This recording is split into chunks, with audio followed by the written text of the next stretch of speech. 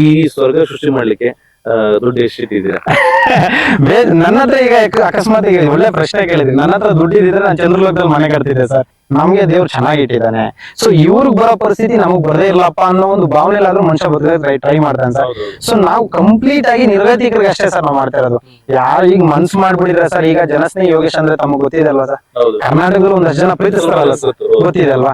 So ನಾನು ಒಂದು paid ಆಶ್ರಮ ಮಾಡ್ಬೋದಾಗಿತ್ತು. ಯಾರೋ ತಂದೆ ತಾಯಿ ತಂದು ಬಿಡ್ತಾರೆ 10,000 20,000 50,000 ಏನ್ ಅವ್ರ ಕೈಯಲ್ಲಿ ಇರೋದು ಕೊಡ್ತಾರೆ. ಸೊ ಆ ದುಡ್ಡನ್ನ ಇಟ್ಕೊಂಡು ನಾನು ನನ್ನ ಲೈಫ್ ನಾನು ಹೆಂಗೋ ಲೀಡ್ ಮಾಡ್ಕೊಂಡು ನನ್ನ ಫ್ಯಾಮಿಲಿ ಸಾಕೊಂಡು ಹೋಗ್ಬೋದಾಗಿತ್ತು.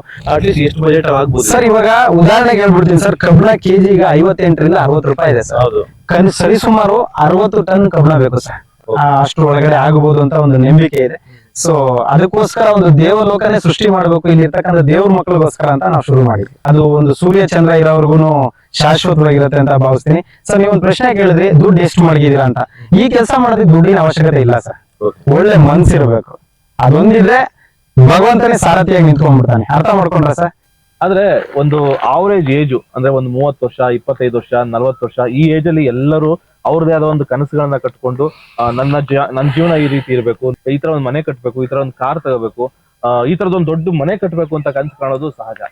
ಆದ್ರೆ ಇಲ್ಲೊಬ್ರು ಚಾಲಕರಾಗಿ ಎಷ್ಟೋ ಜನಗಳ ಅಂದ್ರೆ ಎಷ್ಟೋ ಅನಾಥರನ್ನ ಬೀದಿಲ್ ಬಿದ್ದಂತವ್ರನ್ನ ಕರ್ಕೊಂಡ್ಬಂದು ಮನೇಲಿ ಸೇರಿಸ್ಕೊಂಡು ಒಂದು ಆಶ್ರಮ ಅಂತ ಮಾಡ್ಕೊಂಡು ಇವತ್ತು ಅವ್ರಿಗೋಸ್ಕರ ಒಂದು ಮನೆ ಕಟ್ಟಲಿಕ್ಕೆ ಹೊರಟಿದ್ದಾರೆ. ಅಂದ್ರೆ ಈ ಏಜ್ ಅಲ್ಲಿ ಸ್ವಂತ ಮನೆ ಕಟ್ಕೊಳಕ್ ಆಸೆ ಪಡುವಂತದ್ದು ನಿಜ. ಆದ್ರೆ ಇವರು ಅನಾಥರಿಗೋಸ್ಕರ ಬೀದಿಲ್ ಬಿದ್ದವ್ರಿಗೋಸ್ಕರ ಒಂದು ಮನೆ ಕಟ್ಟಲಿಕ್ಕೆ ಅಂತ ಹೊರಟಿದ್ದಾರೆ. ಸೊ ಬೇರೆ ಯಾರು ಅಲ್ಲ, ಅವರು ನಮ್ಮ ಜನಶ್ರೀ ಯೋಗೀಶ್ ಅವರು. ನಮಸ್ತೆ ಸರ್. ನಮಸ್ತೆ. ನಮಸ್ತೆ ಸರ್. ಚೆನ್ನಾಗಿದ್ದೀರಾ? ಚೆನ್ನಾಗಿದ್ದೀನಿ ಸರ್. ಆಕ್ಚುಲಿ ನಿಮ್ ಬಗ್ಗೆ ಯಾಕೆ ಅಂತಂದ್ರೆ ನಿಮ್ ಏಜ್ ಅಲ್ಲಿ ಆಲ್ಮೋಸ್ಟ್ ನಿಮ್ಗೆ ಒಂದು 35 40 ಒಳಗಡೆ ಇರ್ತೀರಾ. ಬಟ್ ಒಂದು ಅನಾಥರಿಗೋಸ್ಕರ ಒಂದು ವೃದ್ಧಾಶ್ರಮ ಕಟ್ತಾ ಇದ್ದೀರಾ ಸರ್. ನಾನು ಒಂದೇ ಮಾತಲ್ಲಿ ಒಂದ್ ಒಳ್ಳೆ ಪ್ರಶ್ನೆ ಕೇಳಿದ್ರಿ ನೀವು. ನನ್ನ ಏಜ್ಗೆ ನಾನು ಏನಾದ್ರು ಮನೆ ಕಟ್ಟಬೇಕು ಅಂತ ಡಿಸೈಡ್ ಮಾಡ್ಬಿಟ್ಟಿದ್ರೆ ನಾನು ಮನೆ ಕಟ್ಬಿಡ್ತಾ ಇದ್ದೆ ಸರ್ ಇಷ್ಟೊತ್ತಿಗೆ. ಸೊ ಮನೆ ಕಟ್ಟೋದಕ್ಕಿಂತ ಹೆಚ್ಚಾಗಿ ಎಷ್ಟೋ ಈಗ ನಾನು ಒಂದ್ ವೇಳೆ ಮನೆ ಕಟ್ಟಿದ್ರೆ ನನ್ನ ಹೆಂಡತಿ ಮಕ್ಕಳು ನನ್ನ ತಂದೆ ತಾಯಿ ಮಾತ್ರ ಸುಖವಾಗಿರ್ತಾರೆ ಸರ್. ಆದ್ರೆ ಇವತ್ತು ನಾವು ಮಾಡಕ್ ಕೊಟ್ಟಿರೋ ಕೆಲಸದಿಂದ ಸಾವಿರಾರು ಜನ ನಿರ್ಗತಿಕರು, ಬೀದಿಲ್ ಮಲಗೋರು, ಅನಾಥರು, ಊಟ ಇಲ್ಲದೆ ನರಳಾಡೋಂಥ ವ್ಯಕ್ತಿಗಳು ಇಲ್ಲಿ ಬಂದು ಕನಿಷ್ಠ ಪಕ್ಷ ಕೊನೆಗೆ ಊಟನಾರು ನೆಮ್ಮದಿಯಾಗಿ ಸಿಗುತ್ತಲ್ಲ ಅಂತ ಒಂದು ಆಶ್ರಯನ ಕಲ್ಪಿಸ್ಕೊಡ್ಬೇಕು ಅಂತ ಹೇಳಿ ಈ ಒಂದು ಸಂಸ್ಥೆನ ಶುರು ಮಾಡಿರೋದು. ಇವತ್ತು ಓಪನ್ ಆಗಿ ನಾನು ಸಾಕಷ್ಟು ಇಂಟರ್ವ್ಯೂಗಳಲ್ಲಿ ಹೇಳಿದೀನಿ ಸರ್. ನಾನು ಮನ್ಸು ಮಾಡಿದ್ರು ಅಥವಾ ಜನ ನನಗೆ ಇವತ್ತಿಗೂ ಸಪೋರ್ಟ್ ಮಾಡೋರು ಖಂಡಿತವಾಗ್ಲೂ ಇದ್ದಾರೆ. ಯಾಕಂದ್ರೆ ನಾನು ಇಲ್ಲ ಅಂತ ಹೇಳ್ಬಾರ್ದು. ಜನಗಳ ಪ್ರೀತಿ, ಜನಗಳ ಆಶೀರ್ವಾದದಿಂದ ಇದೆಲ್ಲ ನಡೀತಾ ಇರೋದಷ್ಟೇ. ನಂದು ಏನೂ ಇಲ್ಲ ಸರ್. ಹಾಗಾಗಿ ನನಗೆ ನನ್ನ ಮನೆ ಕಟ್ಕೊಳ್ಳೋದಕ್ಕಿಂತ ಹೆಚ್ಚಾಗಿ ನಿರಾಶ್ರಿತರಿಗೆ ಏನಾದ್ರೂ ಒಂದು ಸ್ವರ್ಗ ನಿರ್ಮಾಣ ಮಾಡ್ಬೇಕು. ನಾವು ನರಕ ಇಲ್ಲಿದೆ, ಸ್ವರ್ಗ ಮೇಲಿದೆ ಅಂತ ಎಲ್ಲ ದೊಡ್ಡವ್ರು ಹೇಳ್ತಾರೆ. ಬಟ್ ನರಕ ಹೇಗಿರುತ್ತೆ ಅನ್ನೋದ್ರ ಬಗ್ಗೆ ಅನುಭವಗಳಂತೂ ಆಗಿದೆ.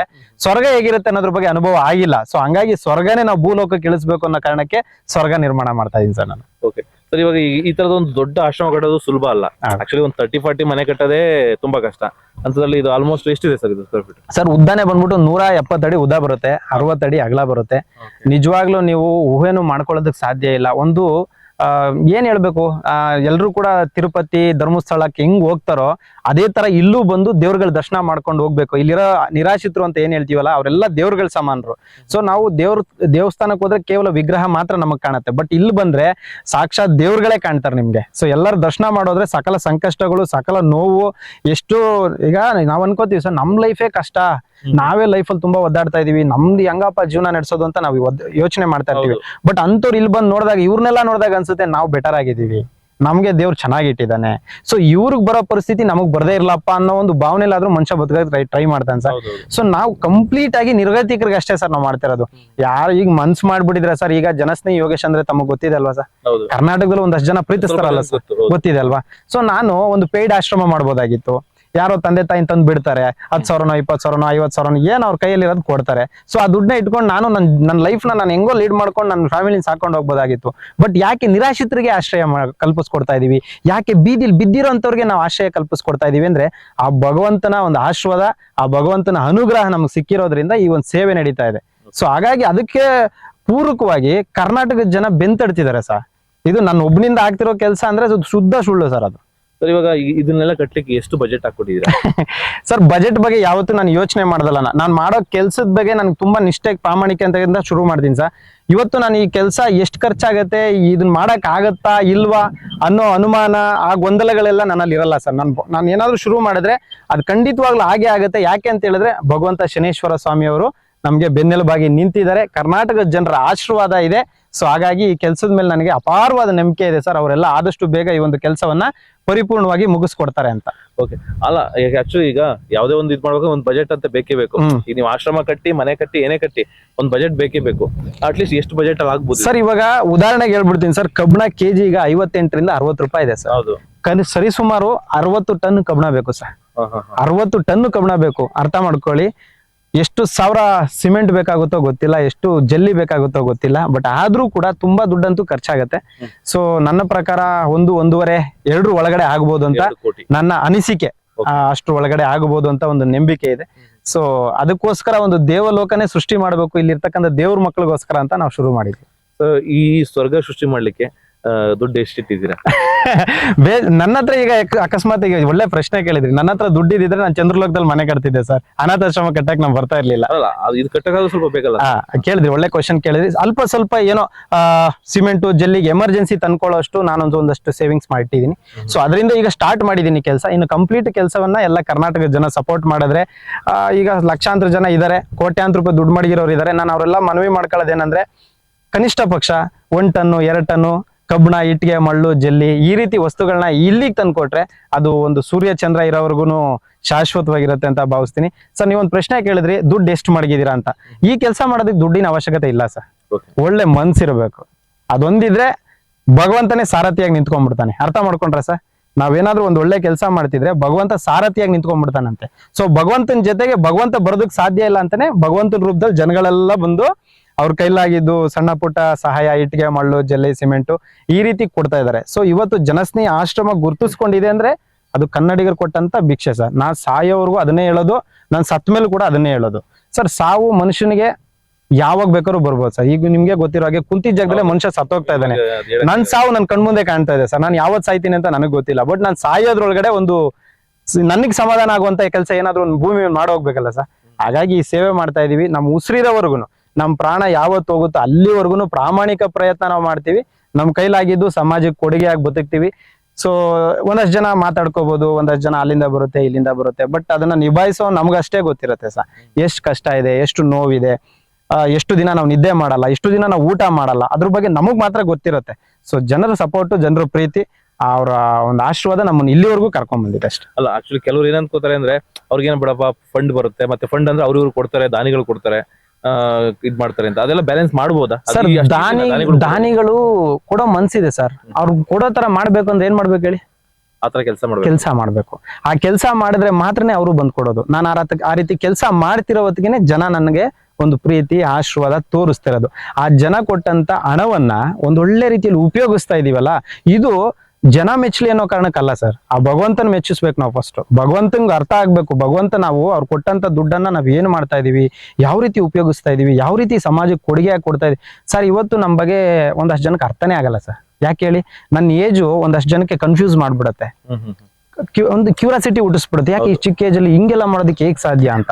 ನನ್ನ ಪ್ರಾಮಾಣಿಕ ಮತ್ತೆ ಶ್ರದ್ಧೆಯ ಕೆಲಸ, ನನ್ನ ಪ್ರಾಮಾಣಿಕ ಕೆಲಸದಿಂದ ನಾನು ಇಲ್ಲಿವರೆಗೂ ಬಂದಿದ್ದೀನಿ ಬಿಟ್ರೆ ಬೇರೆ ಏನು ಅಲ್ಲ ಸರ್ ಇದು. ಸೊ ತುಂಬಾ ಕಷ್ಟಪಡ್ತೀನಿ, ತುಂಬಾ ಹಗಲು ರಾತ್ರಿ ಇದಕ್ಕೋಸ್ಕರ ಶ್ರಮಿಸ್ತೀನಿ. ಕನಸು ಕಟ್ಟಿರೋದನ್ನ ನನ್ಸು ಮಾಡ್ಕೊಳ್ಳೋಕೆ ಪ್ರಯತ್ನ ಪಡ್ತೀನಿ. ನಾನು ಏನೋ ಸುಮ್ಮನೆ ಕನಸು ಬಿದ್ದುಬಿಟ್ಟು ನಾನು ಇವತ್ತು ನಾಳೆ ಏನೋ ಮಾಡ್ತೀನಿ, ನಾಳೆ ಏನೋ ಮಾಡ್ತೀನಿ ಅಂತ ಮನೇಲಿ ಇದ್ರೆ ಹಂಗೆ ಇರ್ತೀವಿ ಅಷ್ಟೇ. ಲೈಫಲ್ಲಿ ಟ್ರೈ ಮಾಡ್ಬೇಕು ಸರ್. ಇದು ದುಡ್ಡು ಇಟ್ಕೊಂಡು ಮಾಡೋ ಕೆಲಸ ಅಲ್ಲ ಸರ್. ಇದು ದುಡ್ಡು ಇಟ್ಕೊಂಡು ನನ್ನ ಹತ್ರ ಸ್ಟಾಕ್ ಇದೆ, ದುಡ್ಡು ನಾನು ಈ ಬಿಲ್ಡಿಂಗ್ ಕಟ್ತೀನಿ ಅಂತ ಅಂದ್ರೆ ಅದು ಸಾಧ್ಯವೇ ಇಲ್ಲ, ಅದು ಆಗೋದೇ ಇಲ್ಲ ಸರ್. ಅದು ಒಳ್ಳೆ ಮನ್ಸಿಂದ ಯಾವುದೇ ಕೆಲಸ ಶುರು ಮಾಡಿದ್ರು ಅದನ್ನ ಜನನೇ ಕರ್ಕೊಂಡೋಗಿ ಒಂದು ಅದ್ಭುತವಾದ ಜಾಗ ಕೂರಿಸ್ತಾರೆ. ಸೊ ಜನ ನಮ್ಮನ್ನ ಆಲ್ರೆಡಿ ಒಂದು ಒಳ್ಳೆ ಜಾಗದಲ್ಲಿ ಕೂರಿಸಿದ್ದಾರೆ. ನಾವು ಅಲ್ಲಿರೋವಾಗ ನಾವು ಯಾವ ರೀತಿ ಕೆಲಸ ಮಾಡ್ಬೇಕು ಅನ್ನೋದನ್ನ ನಾವು ಅರ್ಥ ಮಾಡ್ಕೊಂಡು ಕೆಲಸ ಮಾಡ್ತಾ ಇದೀವಿ ಅಷ್ಟೇ. ಆಕ್ಚುಲಿ ತಪ್ಪು ತಿಳ್ಕೊಬೇಡಿ. ಈಗ ಕೆಲವರು ಏನ್ ಹೇಳ್ತಾರೆ, ಈಗ ಆಶ್ರಮ ನಡೆಸೋದು ಎಷ್ಟು ಕಷ್ಟ ಇರುತ್ತೆ ಅನ್ನೋದು ನಿಮಗೆ ಗೊತ್ತಿರುತ್ತೆ. ಸೊ ನೀವ್ ಹೇಳ್ಬೇಕಾಗುತ್ತೆ. ಕೆಲವರು ಹೇಳ್ತಾರೆ ಆಶ್ರಮನ ಬಿಸ್ನೆಸ್ ತರ ತಗೊಂಡ್ಬಿಟ್ಟಿದ್ದಾರೆ, ಒಂದಿಷ್ಟು ಫಂಡ್ ತಗೊಳ್ಳೋದು, ನಾವು ಕಲೆಕ್ಟ್ ಮಾಡ್ಕೊಡೋದು, ಅವ್ರ ಜೀವನ. ಖಂಡಿತ ಸರ್, ಅದು ತಪ್ಪೇನಿಲ್ಲ ಸರ್. ಈಗ ಬಿಸ್ನೆಸ್ ಅನ್ಕೊಂಡ್ರೆ ಏನು ತಪ್ಪಿಲ್ಲ ಸರ್ ಅದ್ರಲ್ಲಿ. ಯಾಕೆ ಅಂತ ಈ ಮಾತು ಹೇಳ್ತಿದ್ದೀನಿ ಅಂದ್ರೆ, ಆ ಬಿಸ್ನೆಸ್ ಅವರು ಶುರು ಮಾಡ್ಬೋದಲ್ಲ ಸರ್. ಯಾಕೆ ಸುಮ್ನೆ ಕಷ್ಟಪಡ್ಬೇಕು ಹೊರಗಡೆ? ಯಾಕೆ ಕಂಪ್ನಿ ಕೆಲ್ಸಕ್ಕೆ ಹೋಗ್ಬೇಕು? ಯಾಕೆ ಬೇರೆ ಬೇರೆ ಕೆಲಸಗಳನ್ನ ಮಾಡ್ಬೇಕು? ಶುರು ಮಾಡ್ಬೇಕು ಇದನ್ನೇ. ಇದು ಒಳ್ಳೆ ಬಿಸ್ನೆಸ್ ಅಲ್ವಾ ಸರ್? ಇದು ಒಳ್ಳೆ ದುಡ್ಡು ಬರುತ್ತೆ. ಆ ದುಡ್ಡನ್ನ ಆರಾಮಾಗಿ ಇಟ್ಕೊಂಡು ಲೀಡ್ ಮಾಡಿ ನೋಡೋಣ. ಈಗ ನನ್ನ ಹತ್ರ ದುಡ್ಡು ಬಂದ್ರು ನಾನು ಜೀವನ ಸಾಗಿಸೋದಕ್ಕೆ ಸಾಧ್ಯನೇ ಇಲ್ಲ ಸರ್. ಅರ್ಥ ಮಾಡ್ಕೊಳ್ಳಿ. ಇವತ್ತು ನಾನು ಈ ಕೆಲ್ಸನ ಬಿಟ್ಬಿಟ್ರು ಜನ ಮಾತಾಡ್ತಾರೆ. ಏನಂತಾರೆ ಹೇಳಿ? ಈ ಕೆಲಸ ನಿಲ್ಸ್ಬಿಟ್ಟೆ ಅಂತ ಇಟ್ಕೊಳ್ಳಿ, ನನ್ಗೇನೋ ಸುಸ್ತಾಯ್ತು, ನನ್ನ ಫ್ಯಾಮಿಲಿಲಿ ಎಲ್ಲ ನನಗೂ ಗೊಂದಲಗಳು, ಫ್ಯಾಮಿಲಿ ಅಂದ್ಮೇಲೆ 1000 ಇರುತ್ತೆ ಸರ್. ಅದನ್ನೆಲ್ಲ ನಿಭಾಯಿಸಕ್ ನನಗೂ ಆಗದಲ್ಲೇ ನಾನು ಈ ಕೆಲಸ ಬಿಟ್ಬಿಟ್ರೆ ಜನ ಏನಂತಾರೆ ಗೊತ್ತಾ? ಲೈಫಲ್ಲಿ ಸೆಟ್ಲ್ ಆದ, ಆರಾಮಾಗಿ ಬಿಟ್ಟ ಅಂತಾರೆ. ಹೌದು. ಸೊ ಯಾರನ್ನು ಮೆಚ್ಚೋದಕ್ ಆಗಲ್ಲ ಸರ್, ಯಾರನ್ನು ಮೆಚ್ಚೋದಕ್ ಸಾಧ್ಯ ಇಲ್ಲ. ನೀವು ನಾವು ಮಾಡೋ ಕೆಲಸ ನಮಗ್ ಮೆಚ್ಚುಗೆ ಆಗ್ಬೇಕು, ನಮ್ಮ ಆತ್ಮ ತೃಪ್ತಿ ಆಗ್ಬೇಕು ಸರ್. ನಮ್ಮ ಆತ್ಮ ತೃಪ್ತಿ ಆಗ್ಬೇಕು ಫಸ್ಟ್. ನಮ್ಮ ಆತ್ಮದಲ್ಲಿ ಅನ್ಸ್ಬೇಕು ನಾನು ಇವತ್ತು ಒಳ್ಳೆ ಕೆಲಸ ಮಾಡಿದೀನಿ, ನನಗೆ ಸಂಜೆ ಮಲಗದಾಗ ಒಳ್ಳೆ ನಿದ್ದೆ ಬರ್ಬೇಕು. ಅರ್ಥ ಮಾಡ್ಕೊಳ್ಳಿ, ಇದಿಷ್ಟು ಆಗ್ತಾ ಇದೆ ಅಂದ್ರೆ ನಾನು ಚೆನ್ನಾಗಿ ನಿದ್ದೆ ಮಾಡ್ತಾ ಇದೀನಿ, ಹೊಟ್ಟೆ ತುಂಬ ಊಟ ಮಾಡ್ತಾ ಇದೀನಿ ಅಂತಂದ್ರೆ ನಾನು ಒಳ್ಳೆ ಕೆಲಸ ಮಾಡ್ತಾ ಇದೀನಿ ಅಂತ ನನ್ನ ಮನ್ಸಿಗೆ ಅನಿಸ್ತಾ ಇದೆ ಅಂದ್ರೆ ನಾನು ಆ ಕೆಲಸ ಮಾಡ್ತೀನಿ.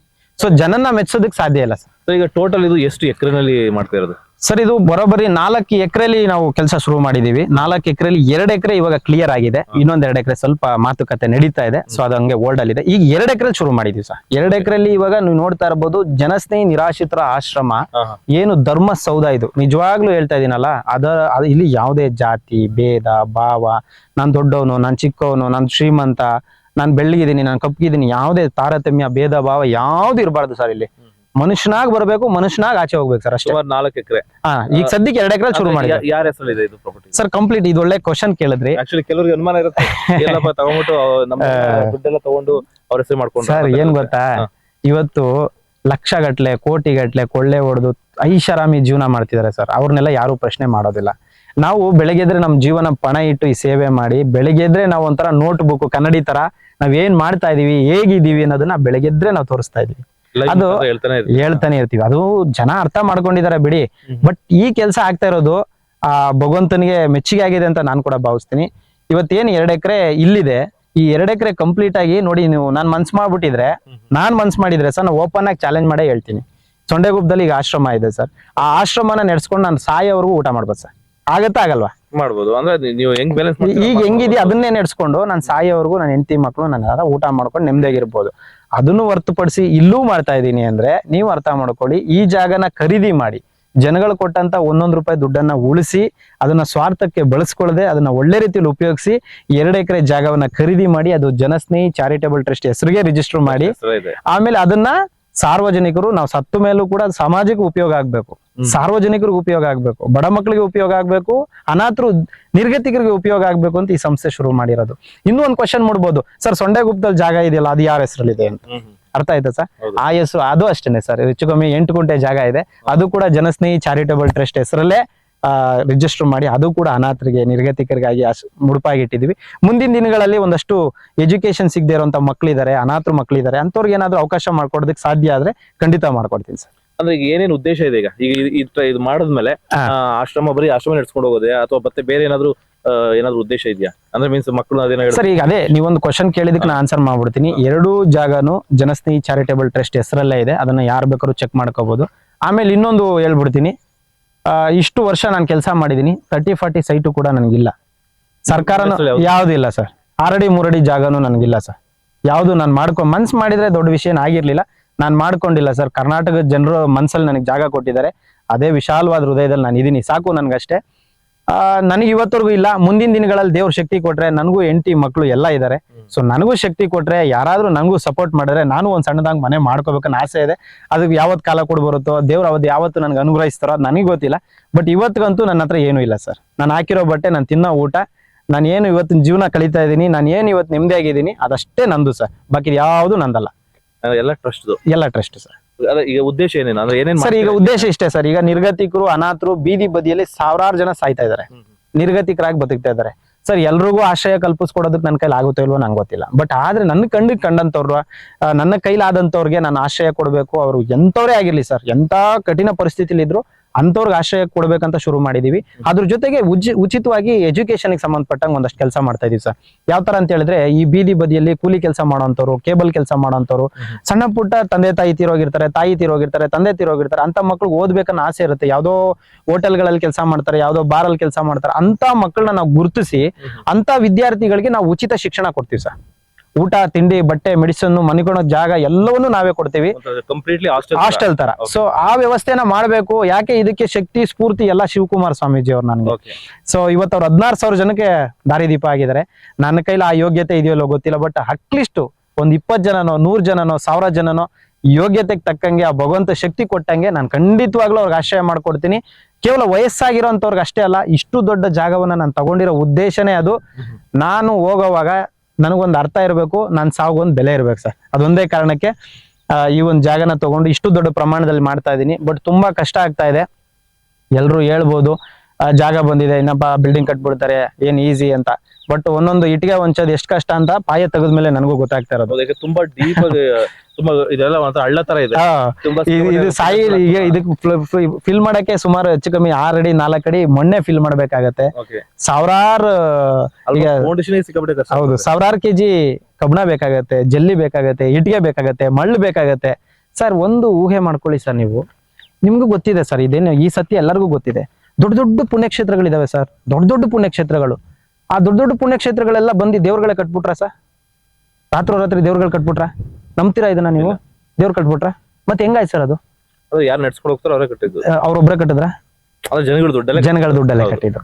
ಸೊ ಒಂದು ದೇವಸ್ಥಾನ ಕಟ್ಟಕ್ಕೆ, ಒಂದು ಭಗವಂತನ ಸನ್ನಿಧಾನ ಕಟ್ಟಕ್ಕೆ ಜನರು ದುಡ್ಡು ಬೇಕು ಅಂದಾಗ, ಭಕ್ತಾದಿಗಳು ದುಡ್ಡು ಬೇಕು ಅಂದಾಗ ನಾನ್ ಕಟ್ತಾ ಇರೋದು ಒಂದು ಅನಾಥಾಶ್ರಮ ಸರ್. ಇದಕ್ಕೆ ಜನಗಳ ಸಹಕಾರ ಬೇಡವಾ? ಜನಗಳ ಪ್ರೀತಿ ಬೇಡವಾ? ಜನಗಳ ಆಶೀರ್ವಾದ ಬೇಡವಾ? ಇದು ನಂದು ಅಂತ ಏನಿಲ್ಲ ಸರ್, ಇದು ನಾವು ನಿಂತ್ಕೊಂಡು ಮಾಡ್ತಾ ಇದೀವಿ ಅಷ್ಟೇ. ಭಗವಂತ ನಮ್ಮನ್ನ ಆಯ್ಕೆ ಮಾಡಿ, ಈ ಕೆಲಸ ನಿಂದು, ಈ ಕೆಲಸ ನೀನ್ ಮಾಡು, ಈ ಕೆಲ್ಸಕ್ಕೆ ನೀನ್ ಏನ್ ಬೇಕು ಹೇಳು, ನಾನು ನಿನ್ಗೆ ಒದಗಿಸ್ಕೊಡ್ತೀನಿ, ಒಳ್ಳೆ ವ್ಯಕ್ತಿಗಳಿದ್ದಾರೆ ಕಳಿಸ್ಕೊಡ್ತೀನಿ ಅಂತ. ಇವಾಗ ನಿಮ್ಗೆ ಗೊತ್ತಿರೋ ಹಾಗೆ ಕಬ್ಬಣಕ್ಕೆ ಶನೇಶ್ವರ ಸ್ವಾಮಿ ಅವರು ಅಧಿಪತಿ ಅಂತಾರೆ ಸರ್, ಅರ್ಥ ಮಾಡ್ಕೊಳ್ಳಿ ಇದನ್ನ ಚೆನ್ನಾಗಿ. ಸೊ ಅವ್ರ ಅಧಿಪತಿ ಆಗಿರುವಾಗ ಇಲ್ಲಿ ಸುಮಾರು 60-70 ಟನ್ ಕಬ್ಬಣ ಬೇಕು ಸರ್. ಇವತ್ತು ಎಷ್ಟೋ ಜನ 7.5 ಅಂತಾರೆ, ಶನಿ ದೋಷ ಅಂತಾರೆ, ಎಲ್ಲೋ ಹೋಗ್ತಾರೆ 1000 ರೂಪಾಯಿ ಹೋಮ ಮಾಡಿಸ್ತಾರೆ, ಎಲ್ಲೋ ಹೋಗ್ತಾರೆ 1000 ರೂಪಾಯಿ ಕೊಟ್ಟು ಪೂಜೆ ಮಾಡಿಸ್ತಾರೆ. ಅದಲ್ಲ ಸರ್ ಮುಖ್ಯ. ಬನ್ನಿ 1 kg ಕಬ್ಬಣ ಕೊಡಿ, 1 ತುತ್ತು ಅನ್ನ ಕೊಡಿ, ಇಲ್ಲಿ ಸಾಯಂತವ್ರು 1 ತುತ್ತು ಅನ್ನ ಕೊಡಿ. ಯಾವನ ಬೀದಿಲಿ ಮಲಗ್ತಿರ್ತಾನೆ ಅವ್ನು ಕುಡಿಯಕ್ ನೀರಲ್ಲ, 1 ಲೋಟ ನೀರ್ ಕೊಡಿ. ನಿಮ್ಗೆ ಯಾವ 7.5 ಬರುತ್ತೆ, ಯಾವ್ದು ಶನಿ ದೋಷ ಬರುತ್ತೆ ನಿಮ್ಗೆ ನೋಡೋಣ. ಭಗವಂತ ಏನ್ ಹೇಳ್ತಾನೆ, ಅಸ್ತಿರೋರ್ಗೆ ಅನ್ನ ಕೊಡಿ, ದೇವಸ್ಥಾನಕ್ಕೆ ನೀವು ಬರಬೇಡಿ, ನಾನೇ ನಿಮ್ ಮನೆಗೆ ಬರ್ತೀನಿ ಅಂತಾನೆ. ಈ ಮಾತು ನಂಬ್ತೀರಾ ನೀವು? ಅಸ್ತಿರೋನ್ಗೆ ಅನ್ನ ಕೊಡಿ, ದೇವಸ್ಥಾನಕ್ಕೆ ನೀನ್ ಬರ್ಬೇಡಪ್ಪ, ನಾನೇ ನಿಮ್ ಮನೆಗೆ ಬರ್ತೀನಿ ಅಂತ ಅಂದೇವ್ರು. ಆ ಕೆಲಸ ನಾವ್ ಯಾರಾದ್ರೂ ಮಾಡಕ್ ಪ್ರಯತ್ನ ಮಾಡಿ ಸಾಕು, ಅಷ್ಟೇ. ಒಳ್ಳೆ ಕೆಲಸ ಎಲ್ಲಿ ಮಾಡ್ತೀವೋ ಅಲ್ಲಿ ಭಗವಂತ ಇರ್ತಾನೆ ಸರ್. ನಾವ್ ಈ ಸೇವೆನ ಮಾಡ್ತಿರೋ ಉದ್ದೇಶನೇ ಆ ಭಗವಂತನ ಪ್ರೇರಣೆ, ಭಗವಂತನ ಆಶೀರ್ವಾದ. ಇಷ್ಟು ಒಂದು 30-35 ವರ್ಷದಲ್ಲಿ, ನನಗೆ ವಯಸ್ಸು 30-35 ವರ್ಷ. ಈಗ ನಾನ್ ಮನ್ಸು ಮಾಡಿದ್ರೆ ನನಗೂ ಹೆಂಡತಿ ಮಕ್ಕಳು ಎಲ್ಲ ಇದ್ದಾರೆ, ನಂದು ಒಂದು ಪರ್ಸನಲ್ ಲೈಫ್ ಇದೆ. ನಾನು ಅದನ್ನೆಲ್ಲ ತೊರೆದು ನನ್ನ ಸುಖ ದುಃಖಗಳನ್ನೆಲ್ಲ ಬದಿಗಿಟ್ಟು ಸಾವಿರಾರು ಜನಕ್ಕೆ ಆಶ್ರಯ ಆಗ್ತಾ ಇದ್ದೀನಿ ಅಂದಾಗ ನೋಡೋ ವೇ ಚೇಂಜ್ ಆಗ್ಬೇಕು, ತಿಳ್ಕೊಳ್ಳೋ ಯೋಚನೆಗಳು, ನಮ್ಮ ಬಗ್ಗೆ ಯೋಚನೆ ಮಾಡೋ ರೀತಿ ಚೇಂಜ್ ಆಗ್ಬೇಕು. ಈಗ ಎಲ್ಲೋ ಒಂದು ಭೂಮಿ ಪೂಜೆ ಮಾಡಿದ್ರೆ ಜನಗಳ ದುಡ್ಡಲ್ಲಿ ಮನೆ ಕಟ್ತಾವನೆ ಅಂತಾರೆ, ಎಲ್ಲೋ ಒಂದು ರೆಸಾರ್ಟ್ ಅಲ್ಲಿ ಕೂತ್ಕೊಂಡು ಊಟ ಮಾಡಿದ್ರೆ ಆ ಜನಗಳ ದುಡ್ಡಲ್ಲಿ ಮಜಾ ಮಾಡ್ತಾವನೆ ಅಂತಾರೆ. ಹಂಗಾರೆ ನಾವು ಮನುಷ್ಯರಲ್ವಾ ಸರ್? ನಾಳೆ ಹಂಗಾರೆ ನಮ್ಗೆ ಈ ಭೂಮಿ ಮೇಲೆ ಬದುಕಕ್ಕೆ ಅಕ್ಕಿಲ್ವಾ? ನಮ್ಗೆ ಒಳ್ಳೆ ಬಟ್ಟೆ ಹಾಕೋ ಅಂತ ಅರ್ಹತೆ ಇಲ್ವಾ? ನಾವ್ ಹಂಗಾರೆ ಹಿಂಗೆ ಬದುಕ್ಬೇಕಾ? ಸಮಾಜದಲ್ಲಿ ಒಳ್ಳೆ ಕೆಲಸ ಮಾಡ್ತಾ ಇದೀವಿ ಅಂದ್ರೆ ಜನಗಳ ಹತ್ರ ತೂ ಅನ್ಸಾನೆ ಅನ್ಸ್ಕೋಬೇಕಾ? ಸಮಾಜ ನೋಡೋ ವೇ ಚೇಂಜ್ ಆಗ್ಬೇಕು. ಎಲ್ರಿಗೂ ಹೇಳ್ತಾ ಇಲ್ಲ, ಎಲ್ರು ಅಲ್ವೇ ಅಲ್ಲ. ಕೆಲವರಲ್ಲಿ ಕೈಲಾಗ್ದಿರೋಂತ ಹೇಡಿಗಳಷ್ಟೇ. ಅವರು ಕೈಲೇ ಆಗಲ್ಲ, ಅವ್ರ ಕೈಲಿ ಏನು ಕಿಸಿಯಕ್ಕೆ ಆಗಲ್ವಲ್ಲ.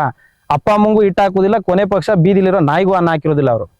ಅಂತ ಯೋಗ್ಯತೆ ಇಲ್ದಿರೋ ನಾಲಾಯಕ್ ನನ್ನ ಮಕ್ಕಳು ಅಷ್ಟೇ ಇಷ್ಟು ಮಾತಾಡ್ತಾರೆ. ಬಟ್ ಯಾಕೆ ಈ ಮಾತುಗಳು ಬರುತ್ತೆ ಅಂದ್ರೆ, ನಾವು ಸಮಾಜದಲ್ಲಿ ಸಾಕಷ್ಟು ವರ್ಷಗಳಿಂದ ಸಾಕಷ್ಟು ಕಷ್ಟ ಬಿದ್ದಿದ್ದೀವಿ ಸರ್.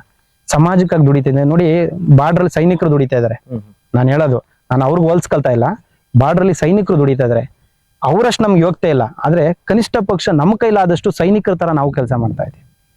ಈಗ ಪೊಲೀಸ್ ಸ್ಟೇಷನ್ ನಲ್ಲಿ ಅಥವಾ ಹಾಸ್ಪಿಟಲ್ಗಳಲ್ಲಿ ಅವ್ರದೇ ಆದಂತ ನಿಗದಿತ ಟೈಮಿಂಗ್ಸ್ ಇರುತ್ತೆ.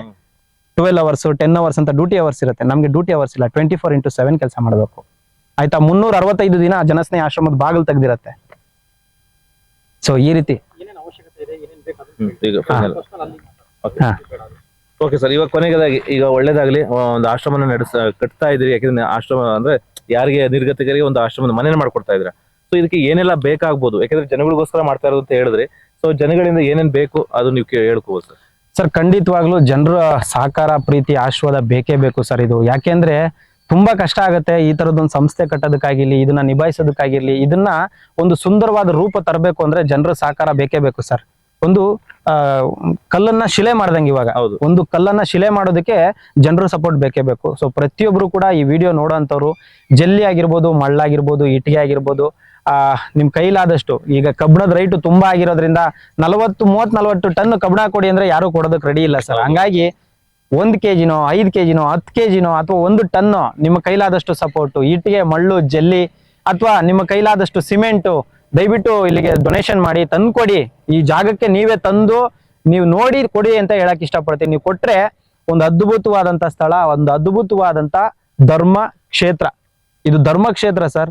ಅಧರ್ಮಿಗಳಿಗೆ ಇಲ್ಲಿ ಜಾಗ ಇಲ್ಲ, ಧರ್ಮಕ್ಕೆ ಮಾತ್ರ. ಅಂದ್ರೆ ಧರ್ಮ ಅಂದ್ರೆ ಎಲ್ಲಾ ಧರ್ಮ, ಎಲ್ಲ ಧರ್ಮದವರು ಸೇರಿ ಮಾಡ್ತಿರ್ತಕ್ಕಂಥ ಒಂದು ಪುಣ್ಯವಾದ ಕೆಲಸಕ್ಕೆ ನೀವೆಲ್ಲರೂ ಕೈ ಜೋಡಿಸಿ ಎಲ್ಲರೂ ಸಪೋರ್ಟ್ ಮಾಡಿ ನಿಮ್ಮ ಕೈಲಾದಂಥ ಧನ ಸಹಾಯ ಆಗಿರ್ಬೋದು, ಐಟಮ್ಗಳಾಗಿರ್ಬೋದು ತಂದ್ಕೊಡಿ. ಸೊ ಈ ಒಂದು ಅದ್ಭುತವಾದಂಥ ಕೆಲಸಕ್ಕೆ ನೀವೆಲ್ಲರೂ ಕೈ ಜೋಡಿಸ್ತೀರಾ ಅಂತ ನಾನು ಕೂಡ ಭಾವಿಸಿದ್ದೀನಿ. ಎಲ್ರಿಗೂ ಶನೇಶ್ವರ ಸ್ವಾಮಿ ಒಳ್ಳೇದ್ ಮಾಡ್ಲಿ. ನಮಸ್ಕಾರ. ಓಕೆ ಸರ್, ತುಂಬಾ ಒಳ್ಳೇದಾಗ್ಲಿ. ಆಕ್ಚುಲಿ ನೀವು ಒಂದು ಒಳ್ಳೆ ಕೆಲಸ ಮಾಡ್ತಿದ್ದೀರಾ. ಅಟ್ಲೀಸ್ಟ್ ನಾವೊಂದು ವಿಡಿಯೋ ಮುಖಾಂತರ ಜನಗಳಿಗೆ ತಲುಪಿಸೋಣ ಅನ್ನೋ ಒಂದು ಕೆಲಸ ನಮ್ಗೆ. Thank you sir. ಯಾಕಂದ್ರೆ ಏನ್ ಹೇಳ್ಬೇಕಂತ ಗೊತ್ತಿಲ್ಲ ಸರ್. ನನ್ನ ಕೈಲಾಗಿ ಸೇವೆ ನಾನು ಮಾಡ್ತಾ ಇದ್ದೀನಿ. ನನ್ನ ಪ್ರಾಮಾಣಿಕ ಪ್ರಯತ್ನ, ನಿಷ್ಠೆ ಅದೆಲ್ಲ ನನ್ನ ಕೈಲಿ ಎಷ್ಟು ಸಾಧ್ಯನೋ ಅಷ್ಟು ನಾನು ಮಾಡ್ತಾ ಇದ್ದೀನಿ. ಅದಕ್ಕೆ ಮೀರಿದ್ದು ಜನಗಳ ಕೈಲಿದೆ. ಅವ್ರು ಡಿಸೈಡ್ ಮಾಡ್ತಾರೆ ಒಳ್ಳೇದಾ ಯಾವ ಲೆವೆಲ್ ಬರ್ಬೇಕು ಅವ್ರ ಕೈಲಿದೆ ಸರ್. ನಾವು ಇವಾಗ ನಾಳೆ ಬೇಡ ಮಾಡ್ಬೇಡಪ್ಪ ಇದಕ್ಕೆ ನಿಲ್ಸು ನಾನು ಯಾರು ಏನು ಕೊಡಲ್ಲ ಅಂದ್ರೆ ಅಲ್ಲೇ ಸ್ಟಾಪ್ ಆಗುತ್ತೆ ಅಷ್ಟೇ. ಅದು ಮಾಡ್ಬೇಕು, ನಾವೆಲ್ಲ ಇದೀವಿ ಅಂದ್ರೆ 100% ಸಕ್ಸಸ್ ಆಗುತ್ತೆ. ಅದ್ರ ಓಪನಿಂಗ್ ನೀವು ಬರ್ತೀರಾ, ಇಷ್ಟು ನಾನು ಹೇಳ್ಬಲ್ಲೆ. ಒಳ್ಳೇದಾಗ್ಲಿ ಸರ್. Thank you.